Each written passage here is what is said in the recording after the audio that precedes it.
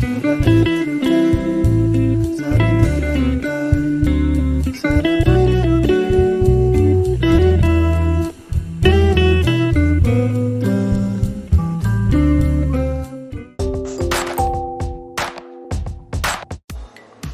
Chiesa oggi celebra San Maurizio.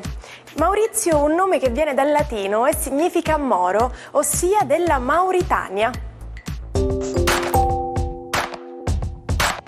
Il 22 settembre di ogni anno si celebra la Giornata Mondiale del Rinoceronte, una ricorrenza istituita nel 2010 in Sudafrica e che ha come obiettivo quello di porre l'attenzione sulla crescente minaccia che il bracconaggio e il commercio illegale di corna di rinoceronte rappresentano per la sopravvivenza di 2 delle 5 specie di rinoceronti esistenti, quello nero e quello bianco. Fortunatamente, sebbene in modo faticoso, il numero di esemplari è in lieve aumento e la popolazione è passata dalla classificazione criticamente minacciato a vulnerabile. Ross confida a Joey e Chandler che il suo matrimonio è fallito perché a sua moglie piacciono le donne. Comincia così la prima puntata di Friends, trasmessa negli Stati Uniti dalla NBC il 22 settembre del 1994. La sitcom sulle vicende di 6 giovani amici avrà un successo planetario e arriverà in Italia 3 anni dopo.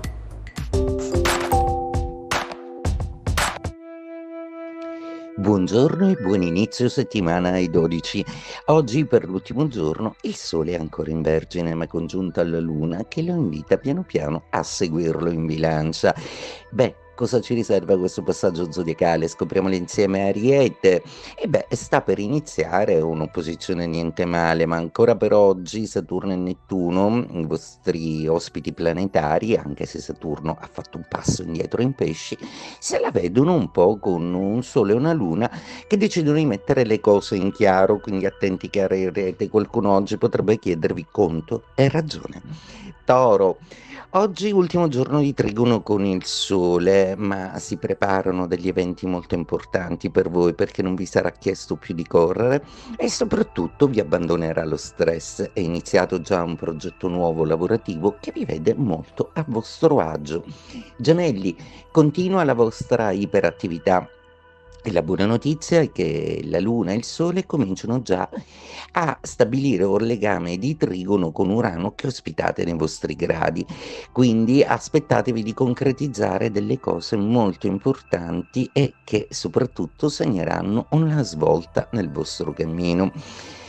Solo l'amore con Venere in quadratura ancora tentenne un po'. Cancro, per voi la luna oggi è in quadratura, quindi una luna che tenderebbe un po' a darvi fastidio proprio perché sentite qualcosa di romanticamente nostalgico rispetto ai luoghi e alla famiglia. Un po' di romanticità melanconica vi si addice.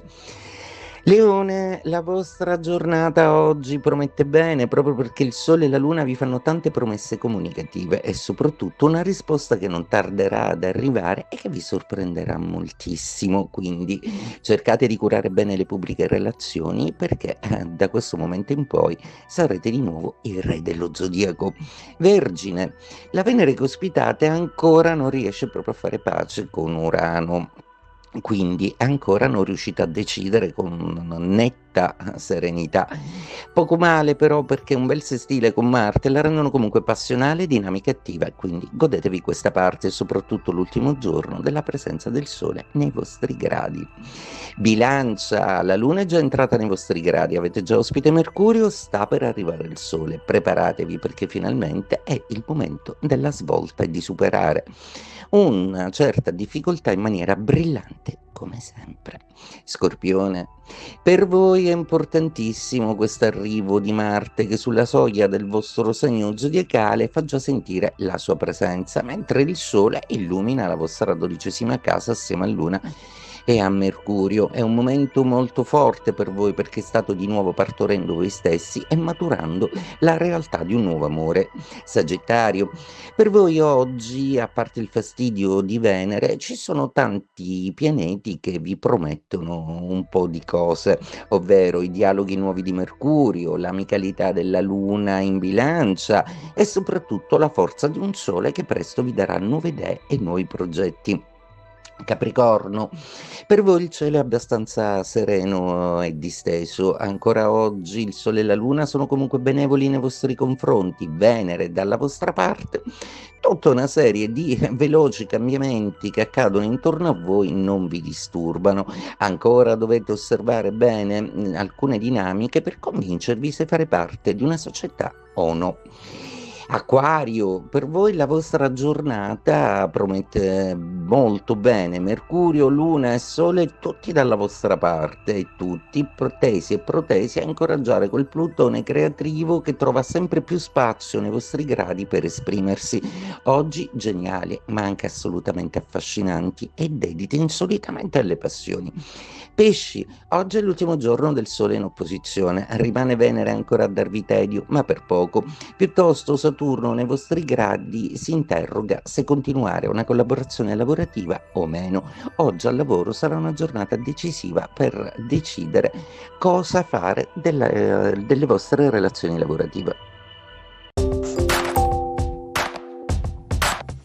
Ancora oggi, di tanto in tanto, è possibile vederne una sfrecciare sull'asfalto. Nata nel 1972, la 126 è stata l'utilitaria più venduta in Europa.